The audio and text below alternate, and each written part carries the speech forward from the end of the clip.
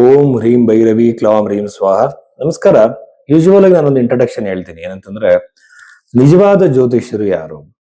ಈಗ ನೋಡಿ, ಶನಿ ಗ್ರಹದ ಬಗ್ಗೆ, ಗುರು ಗ್ರಹದ ಬಗ್ಗೆ, ಗ್ರಹಣಗಳ ಬಗ್ಗೆ ಗಂಟೆಗಟ್ಟಲೆ ಮಾತಾಡುವಂತ ಜ್ಯೋತಿಷ್ಯರನ್ನು ನೋಡ್ತಾ ಇರ್ತೀರ.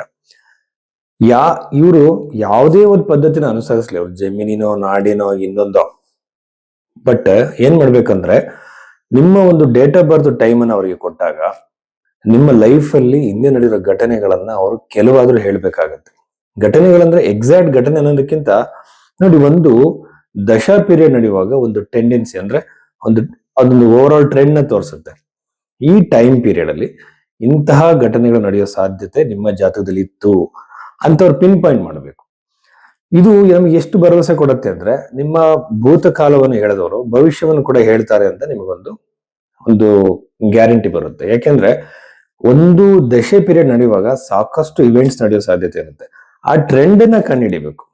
ದಶೆ, ಅಂತರ್ದಶೆ, ಪ್ರತ್ಯಂತರ್ದಶೆ, ಪ್ರಾಣ ದಶೆಯನ್ನ ಅವರು ಕರೆಕ್ಟ್ ಆಗಿ ಸಿಂಥಸೈಸ್ ಮಾಡ್ಬೇಕಾಗತ್ತೆ.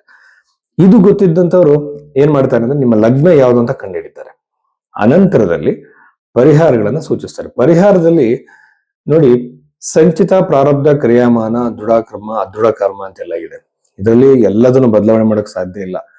ಕೆಲವು ನಮ್ಮ ಕಂಟ್ರೋಲ್ ಇರುವಂತದ್ದು, ಮಾಡಿಫಿಕೇಶನ್ಗೆ ಸಾಧ್ಯತೆ ಇರುವಂತಹ ಕರ್ಮದಲ್ಲಿ ಬದಲಾವಣೆಗೆ ರೆಮಿಡೀಸ್ ನ ಸೂಚಿಸುವಾಗ ಬೃಹತ್ ಪರಾಶರ ಹೋರಾಶಾಸ್ತ್ರದಲ್ಲಿ ಋಷಿಗಳಿರುವಂತಹ ಮಂತ್ರ ಜಪಗಳು, ದಾನಗಳು, ಇಂಥದನ್ನ ಮಾತ್ರ ಸಿಂಪಲ್ ರೆಮಿಡೀಸ್ ನ ಸಜೆಸ್ಟ್ ಮಾಡಬೇಕಾಗುತ್ತೆ.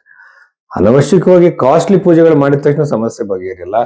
ಜಮ್ ಸ್ಟೋನ್ಸ್, ನ್ಯೂಮರಾಲಜಿ, ಟ್ಯಾರೋಟ್ ಕಾರ್ಡು, ಹೀಗೆ ಹಲವಾರು ತರದಿದೆ. ಈಗ ನೋಡಿ, ಜ್ಯೋತಿಷ್ಯ ತುಂಬಾ ಡಿಫಿಕಲ್ಟ್ ಆಗಿರೋದ್ರಿಂದನೇ ಬಹಳ ಜನ ಈ ನ್ಯೂಮರಾಲಜಿನ ಹೇಳಕ್ ಸ್ಟಾರ್ಟ್ ಮಾಡಿದ್ದಾರೆ. ನ್ಯೂಮರಾಲಜಿಗೂ ಜ್ಯೋತಿಷಕ್ಕೆ ಸಂಬಂಧ ಇಲ್ಲ. ನ್ಯೂಮರಾಲಜಿಗೂ ಟ್ಯಾರೆಟ್ ಕಾರ್ಡಿಗೂ ಎಲ್ಲ ವಿಚಾರಗಳು ಕೂಡ ಭಾರತೀಯ ವೇದಿಕ್ ಅಸ್ಟ್ರಾಲಜಿ ಅಂತ ನಾವೇನ್ ಕರಿತೀವಿ ಸಂಬಂಧ ಇಲ್ಲ. ಸೊ ಇದನ್ನ ಜನಗಳು ಫಸ್ಟ್ ಅರ್ಥ ಮಾಡ್ಕೋಬೇಕಾಗತ್ತೆ. ಸೊ ಹೀಗೆ ನಾವು ನಿಜವಾದ ಜ್ಯೋತಿಷ್ಯನ ಕಂಡುಹಿಡಿಬಹುದು. ಅನಂತರದಲ್ಲಿ ನನ್ನ ಬಹಳಷ್ಟು ಜನ ಕೇಳ್ತಾರೆ, ಹಾಗೆ ನೀವು ಹೇಗೆ ಹೇಳ್ತೀರಾ ಸರ್ ಅಂದ್ರೆ, ನನಗೆ ಪಾಸ್ಟ್ ಇವೆಂಟ್ಸ್ ನ ಹೇಳಕ್ ಸಾಧ್ಯ ಆಗಿಲ್ಲ ಅಂದಾಗ ಯೂಶುವಲ್ ಆಗಿ ನನ್ನ ಕನ್ಸಲ್ಟೇಷನ್ ಕೊಡೋಕ್ ಹೋಗೋದಿಲ್ಲ. ಇನ್ನೊಂದು ವಿಚಾರ ಏನಂದ್ರೆ, ಹಸ್ತ ಸಾಮುದ್ರಿಕೆಯಿಂದ ಇಲ್ಲಿರುವಂತ ರೇಖೆಗಳನ್ನ ಅವರು ಹುಟ್ಟಿರುವಂತಹ ಜನ್ಮ ಸಮಯಕ್ಕೆ ಮ್ಯಾಚ್ ಮಾಡಿ ಒಂದು ನಾಡಿ ಪದ್ಧತಿ ರೂಪದಲ್ಲಿ ಮತ್ತೆ ಪ್ರಶ್ನೆಶಾಸ್ತ್ರ ನೋಡಿ ಕೆಲವು ನನ್ನ ಟೆಕ್ನಿಕ್ಸ್ ನ ಯೂಸ್ ಮಾಡಿ ಫ್ಯೂಚರ್ ಪ್ರೆಡಿಕ್ಷನ್ಸ್ ನ ಕೊಡ್ತೀನಿ. ಬಟ್ ಅದನ್ನ ನಾನು ಇದನ್ನ ಹೇಳಕ್ ಹೋಗೋದಿಲ್ಲ. ಅದು ನನ್ನ ಅಸ್ಟ್ರಾಲಜಿಕಲ್ ಕ್ಲಾಸಸ್ ಅಲ್ಲಿ ಮಾತ್ರ ನನ್ನ ಸ್ಟೂಡೆಂಟ್ಸ್ ಟೀಚ್ ಮಾಡ್ತೀನಿ. ಒಂದೊಂದು ಮೆಥಡಾಲಜಿ ಇದೆ, ಅದಕ್ಕೆ ನಷ್ಟ ಜಾತಕಂ ಅಂತಾರೆ. ಅದ್ರ ಬಗ್ಗೆ ಇನ್ನೊಂದ್ಸಲ ಮಾತಾಡೋಣ. ಇಷ್ಟು ವಿಚಾರಗಳನ್ನ ಗಮನದಲ್ಲಿ ಇಟ್ಕೊಳ್ಳಿ. ಜಾತಕ ಇಲ್ಲದೆ ಇದ್ದಾಗ ಹಸ್ತ ಸಾಮುದ್ರಿಕೆಯಿಂದ ಹೇಳ್ಬೋದು, ಅದು ಕೂಡ ಬಹಳ ಬಹಳ ವಿಶೇಷವಾಗಿರುವಂತದ್ದು. ಈ ರೀತಿಯಲ್ಲಿ ನಿಮ್ಮ ಜಾತಕವನ್ನು ತೋರಿಸಬೇಕಾಗಿದ್ರೆ ನೀವು ಭೈರವಿ ಆಸ್ಟ್ರೋದಲ್ಲಿ ನಿಮ್ಮ ಒಂದು ಕನ್ಸಲ್ಟೇಷನ್ ಬುಕ್ ಮಾಡಬಹುದು.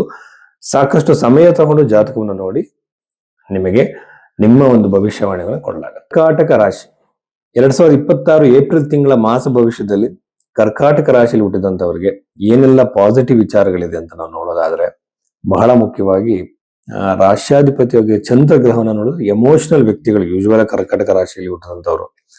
ಇವರಿಗೆ ಒಂದೇ ಸಮಸ್ಯೆ ಬಂದು ನೆಗೆಟಿವ್ ವಿಚಾರಗಳನ್ನು ಹೇಳಿದ್ರೆ, ಫಸ್ಟ್ ಬಂದು ವೈವಾಹಿಕ ಜೀವನದಲ್ಲಿ ಕಿರಿಕಿರಿಗಳು, ಅಂದ್ರೆ ಮನಸ್ತಾಪಗಳು ಬರ್ಬೋದು, ಟೆನ್ಷನ್ಗಳು ಕ್ರಿಯೇಟ್ ಆಗ್ಬೋದು. ಅವರು ನಿಮ್ಮ ಲೈಫ್ ಪಾರ್ಟ್ನರ್ ಅದನ್ನು ಒಪ್ಕೊಳ್ದೇ ಇರ್ಬೋದು.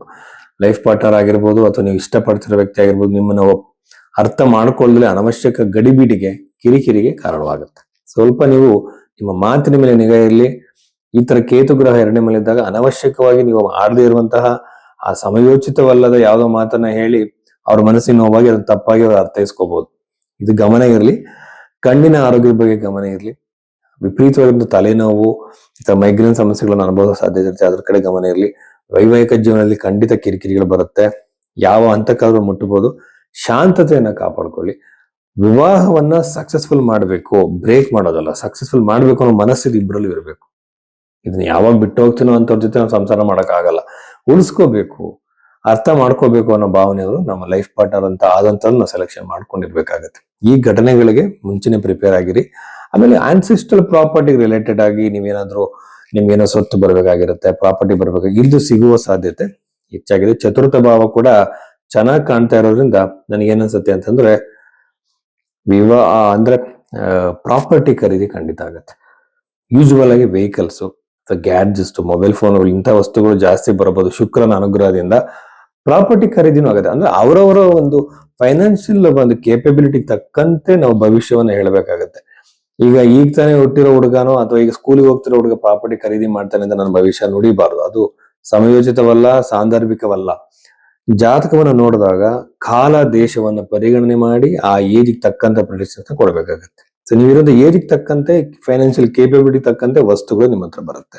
ಲಕ್ಸುರೀಸ್ ಕ್ರಿಯೇಟ್ ಆಗೋದು. ಈಗ ಆಫೀಸಲ್ಲೋ ಮನೆಯಲ್ಲೋ ಯಾವುದೋ ಒಂದು ಲಕ್ಸುರಿ ನೀವು ಅದು ನಿಮ್ಮ ಹತ್ರ ಇರಲಿಲ್ಲ, ಅದು ನಿಮಗೆ ಸಿಗೋ ಸಾಧ್ಯತೆ ಇರುತ್ತೆ, ಒದಗಿ ಬರುವಂತ ಸಾಧ್ಯತೆಗಳಿರುತ್ತೆ. ಆಮೇಲೆ ವಿವಾಹ ಬಹಳ ವಿಳಂಬ ಆಗುತ್ತೆ. ಕರಿಯರ್ ರಿಲೇಟೆಡ್ ಅಲ್ಲಿ ಬದಲಾವಣೆಗಳು ಖಂಡಿತವಾಗಲೂ ಇದೆ. ಪಾಸಿಟಿವ್ ಚೇಂಜಸ್ ಇದೆ ಕರಿಯರ್ ರಿಲೇಟೆಡ್ ಆಗಿ. ಬಹಳಷ್ಟು ಬದಲಾವಣೆಗಳಾಗತ್ತೆ. ಆಮೇಲೆ ಜಾಬ್ ಸಿಗ್ಬೋದು, ಹೊಸ ಜಾಬ್ ಸಿಗ್ಬೋದು, ನೀವೇ ಬಿಸ್ನೆಸ್ ಅನ್ನ ಆರಂಭ ಮಾಡಬಹುದು. ಕೆಲವರು ರೆಸ್ಟೋರೆಂಟ್ ಬಿಸ್ನೆಸ್ ಗಳನ್ನ ಮಾಡೋ ಸಾಧ್ಯತೆ, ಹಣ್ಣು ಹಂಪಗಳನ್ನ ಮಾರುವಂತದ್ದು, ತರಕಾರಿಗಳನ್ನ ಮಾರುವಂತಹ ಬಿಸ್ನೆಸ್ ಮಾಡೋ ಸಾಧ್ಯತೆ ಈ ಕರ್ಕಾಟಕ ರಾಶಿಯಲ್ಲಿ ಹುಟ್ಟಿದೀವಂತವರಿಗೆ ಇದೆ. ಸೊ ಇಷ್ಟೆಲ್ಲ ವಿಚಾರಗಳು ಕರ್ಕಾಟಕ ರಾಶಿಯವರಿಗೆ ಸಂಬಂಧಪಟ್ಟಿದ್ದು. ಇನ್ನು ಉಳಿದಂತೆ ಎಲ್ಲದರಲ್ಲೂ ಕೂಡ ಅಭಿವೃದ್ಧಿ ಕಾಣ್ತಾ ಇದೆ. ಸ್ವಲ್ಪ ಫೋಕಸ್ಡ್ ಆಗಿರಿ. ಏಕಾಗ್ರತೆ ಕಡಿಮೆ ಆಗ್ತಿದೆ ವಿದ್ಯಾರ್ಥಿಗಳಿಗೆ, ಆತರ ಮಾಡ್ಕೋಬಾರ್ದು. ಏಕಾಗ್ರತೆನ ಹೆಚ್ಚು ಮಾಡ್ಕೋಬೇಕು, ಫೋಕಸ್ಡ್ ಆಗಿ ಇರ್ಬೇಕಾಗತ್ತೆ. ಒಂದು ಗುರಿಯನ್ನ ತಲುಪಬೇಕು ಅಂತ ಅನ್ಕೊಂಡಿದೀರಾ, ಖಂಡಿತವಾಗ್ಲೂ ಅದು ಬೇಗ ನೆರವೇರುತ್ತೆ.